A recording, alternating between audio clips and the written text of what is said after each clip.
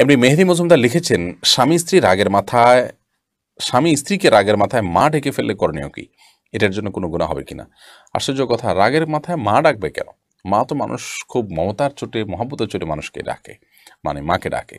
তো যাই হোক, স্ত্রীকে যদি কেউ মা ডাকেন, অর্থাৎ তুই আমার মায়ের মতো, এই টাইপের কথাবার্তা বলেন, বা মায়ের সাথে সাদৃশ্য করেন, মা যেরকম হারাম স্ত্রীকে সেরকম হারাম বলেন, তাহলে এটাকে শরিয়ার ভাষায় জেহার বলা হয়।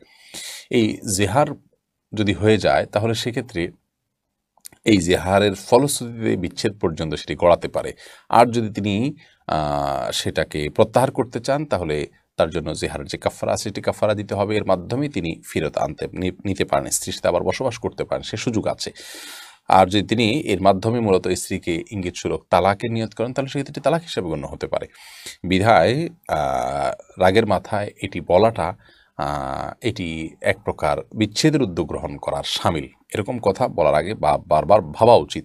যদিও জাস্ট এরকম যদি বলে থাকে তুমি আমার মায়ের মতো বা তুমি আমার মা, এবং উদ্দেশ্য থাকে যে স্ত্রীকে নিজের উপর হারাম করা, এবং অনেকে বলে যে আমার জন্য তুমি হারাম, আমার মায়ের মতো, তাহলে সেক্ষেত্রে সেটা জেহার হয়ে যাবে। এবং জেহারের বিধান অনুযায়ী তাকে কাফফারা দেওয়ার পর, তিনি প্রায়শ্চিত্ত করার পর তিনি স্ত্রীর সাথে আবার বসবাস করতে পারবেন।